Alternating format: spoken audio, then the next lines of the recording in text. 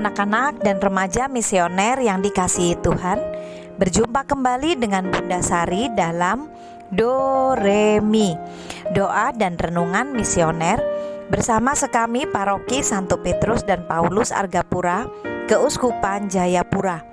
Pada hari ini Jumat tanggal 4 April tahun 2025, kita berada pada Pekan Prapaskah yang keempat.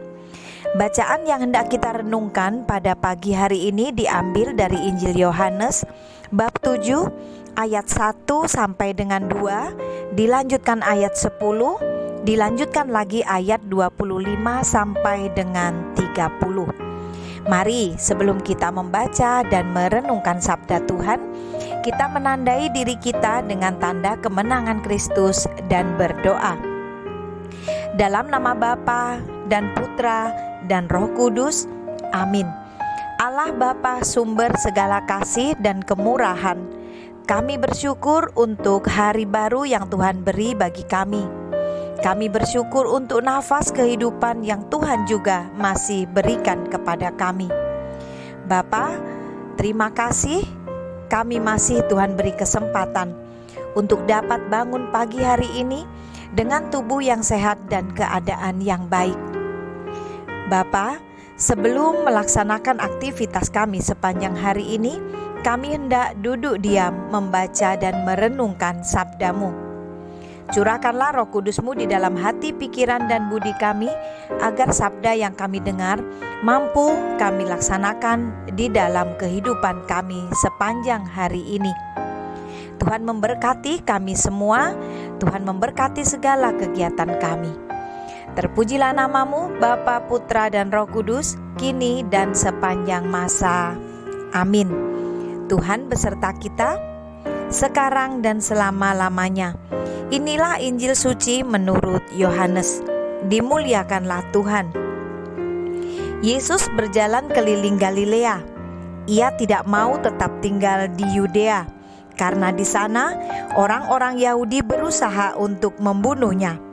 Ketika itu sudah dekat hari raya orang Yahudi, yaitu hari raya Pondok Daun.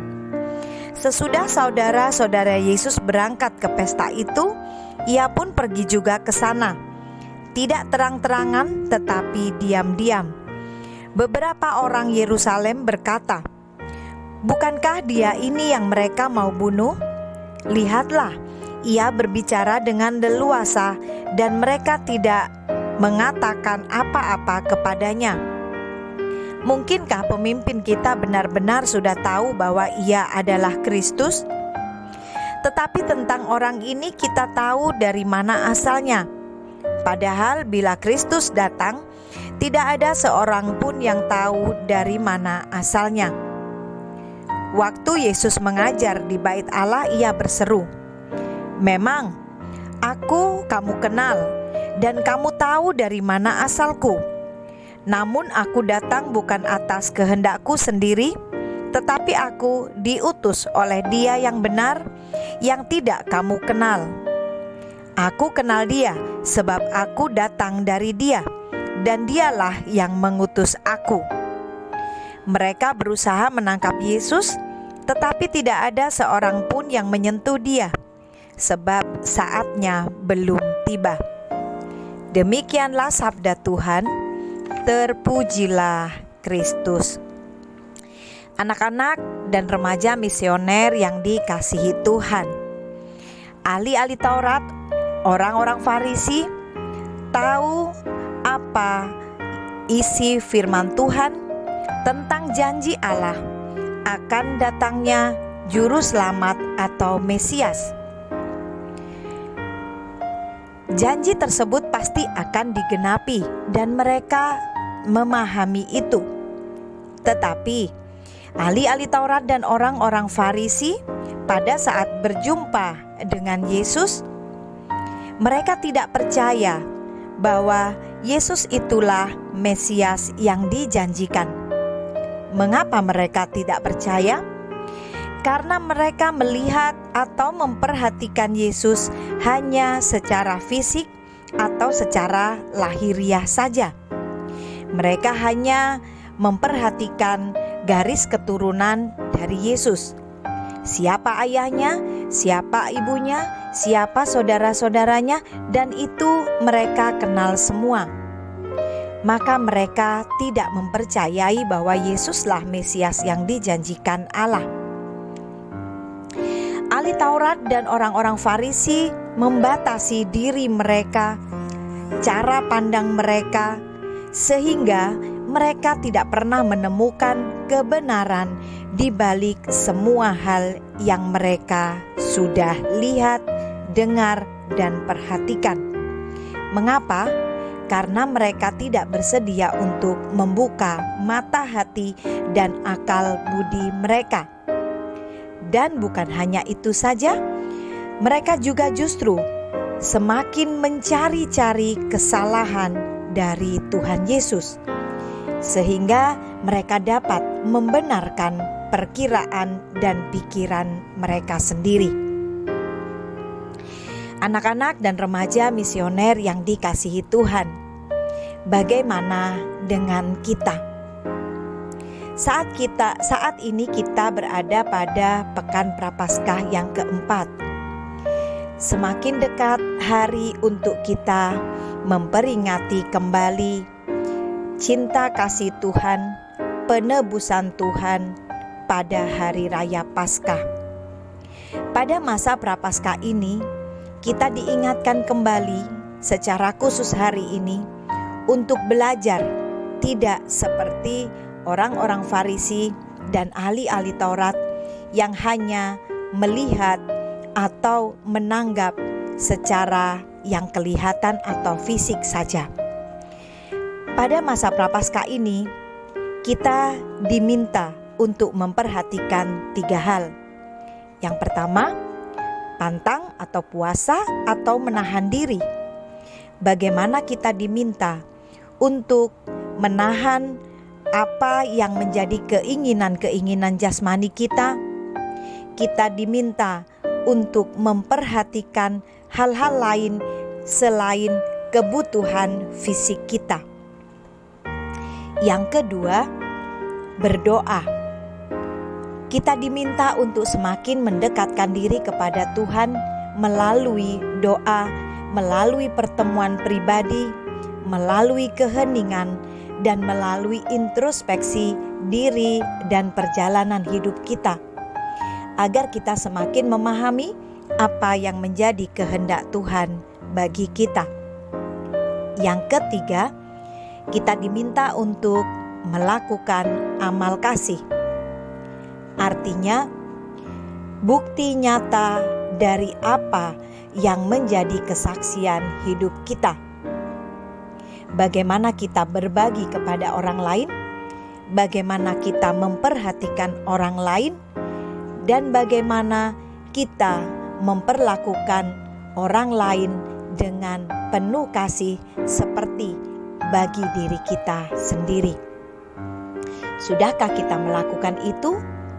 Mari, anak-anak dan remaja misioner yang dikasihi Tuhan, silahkan kita memeriksa hati dan pikiran kita sendiri. Apakah saya memang sudah melakukan hal-hal yang Tuhan kehendaki? Ataukah saya masih seperti orang-orang Farisi dan ahli Taurat yang membatasi diri, yang hanya memperhatikan secara fisik saja tentang keadaan di sekitar? Semoga Roh Kudus menggerakkan kita untuk kita melakukan apa yang harus kita lakukan, mewujud nyatakan cinta kasih Allah kepada semua orang. Semoga demikian. Amin. Mari kita menutup permenungan kita dengan doa anak misioner Indonesia. Tuhan Yesus, Engkau diutus Bapa menjadi berkat bagi dunia dan menjadi juru selamat bagi manusia. Utuslah kami anak-anak dan remaja misioner di Indonesia untuk menjadi sahabat yang kuat bagi yang lemah, sahabat yang rela berkurban bagi yang menderita payah, sahabat penghibur bagi yang sakit dan gelisah. Tuhan Yesus, Kami pun ingin menjadi utusan-utusan kecil-Mu, teman setia bagi yang tersingkir dan terlantarkan, teman bicara bagi yang kesepian dan terlupakan, sobat yang gembira bagi yang sedih dan susah, sobat penuh penghargaan bagi yang tak dicintai. Tuhan Yesus, utuslah kami ini dengan bantuan Roh Kudus-Mu, menjadi garam dan ragi yang baik, menjadi terang dan obor yang cemerlang, membawa kegembiraan dan pengharapan. Tuhan Yesus, kuduskanlah badanku dan kuduskanlah jiwaku. Kupersembahkan diriku padamu hari ini. Berkatilah semua anak dimanapun, berkatilah semua orang yang kami jumpai siapapun mereka. Amin. Bapa kami yang ada di surga, dimuliakanlah namamu, datanglah kerajaan-Mu, jadilah kehendak-Mu di atas bumi seperti di dalam surga. Berilah kami rezeki pada hari ini, dan ampunilah kesalahan kami, seperti kami pun mengampuni yang bersalah kepada kami. Dan janganlah masukkan kami ke dalam pencobaan, tetapi bebaskanlah kami dari yang jahat. Amin. Salam Maria, penuh rahmat, Tuhan sertamu. Terpujilah engkau di antara wanita, dan terpujilah buah tubuhmu Yesus. Santa Maria, Bunda Allah, doakanlah kami yang berdosa ini, sekarang dan waktu kami mati. Amin. Kemuliaan kepada Bapa dan Putra dan Roh Kudus, seperti pada permulaan, sekarang, selalu, dan sepanjang segala abad.